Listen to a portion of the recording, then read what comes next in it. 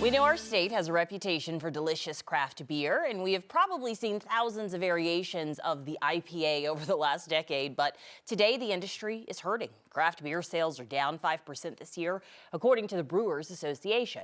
Several well-known local spots have closed their doors in the last few months. So we are joined this afternoon by a couple of craft beer insiders to help break down the state of the industry. Chelsea Rhodes and Liz Hess are also the hosts of the Body by Beer podcast. They also just bought, we were talking about this, the very cool Berkeley Alley Beer Company off Tennyson. So first and foremost, welcome. Tell us about your journey. Thank you. Thanks for having us. Yeah. It's great to be here. Liz and I have been in the craft beer space for quite a while. I helped open up Four Noses in 2014.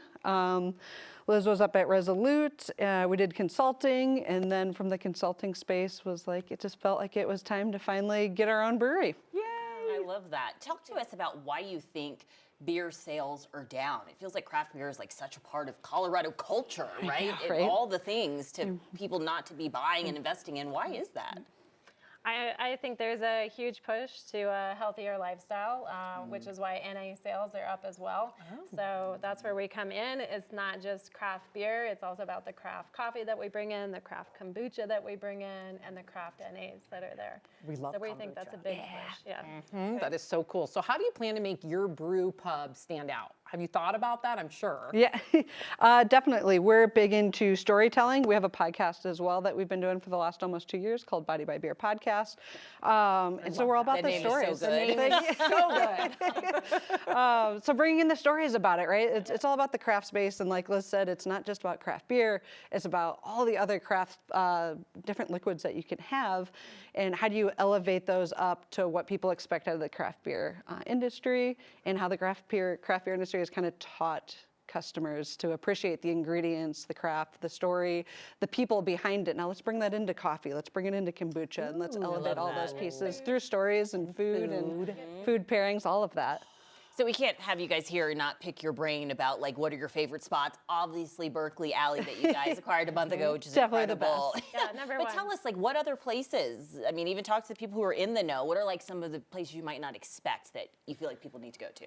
Oh gosh, that I wouldn't expect. I feel like I just have to give kudos out to Four Noses because they've been such a huge help for us in the past and getting us up on our feet. But Monolith Brewing off of South Broadway, shout out to Steven. He's a great friend and mentor in this industry, and he's always willing to give a helping hand. Bierstadt would probably be the other big one. They thank just you. expanded Ashley their Carter, another woman in their the patio, and Oh, another women-owned brewery. brewery Yeah, and love brewer. that part. Ashley Carter's incredible. And I want you guys to touch on that too, because you know you are a female-owned business. Do you find, we know that it's disproportionately more male-owned in the craft beer industry. How have you tailored away in a predominantly male industry? Yeah, I mean, our joke is part of the remodel that we did at Berkeley Alley, it's called Berkeley Alley because you actually enter in through the alley, and it's kind of a dive bar, and not a lot of women want to go to a dive bar in an alley at night. So instead we're making it cute, we're kind of bringing in more of the plants, the bright, we lightened up the space, kind of went with that like European coffee vibe. That's just those fun, cute little back alley places that kind of feel like if you've made it, you're kind of in the know. That's smart too, because I think it's all about aesthetics these days. Yes, it's about the craft brew and what you're offering, but also people want to go to a place where you can take that cute pic on Instagram. I mean, that's just what it is. So It you is guys what it thought, is. I think, all the way around. Yeah, All the and elements. a lot of the breweries that we've seen that have been really successful over the years really do appeal to women. I mean, if you want to get both parties of your stereotypical relationship in, like the women have to want to go as well.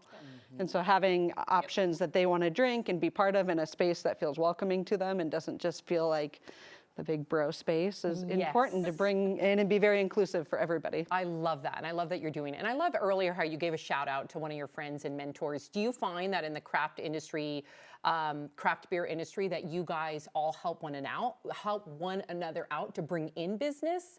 Truly one of my favorite parts is how open and inclusive the craft beer industry is for the most part, right? Like 98% of the time, everybody is willing to just be like, you didn't know how to brew that, like let me help you, let you come in, we'll do some collaboration brews, or here's how I thought of doing something differently, or just looking at opening the doors in a different way. Everybody has been so wonderful and welcoming. Yeah, we've had a huge amount of support.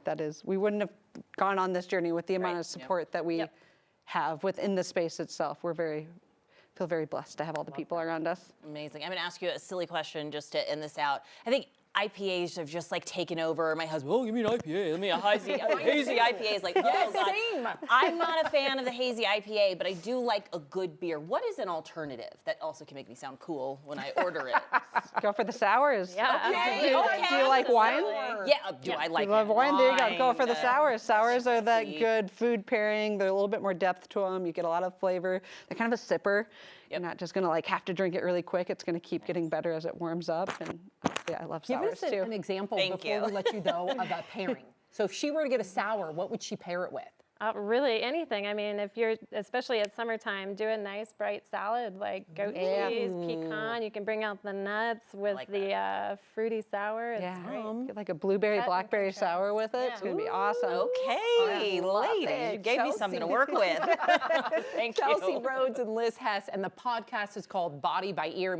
Body by Beer. Make sure you check it out. Thank you, ladies, so much for being here. Thank you for having us. Thank you.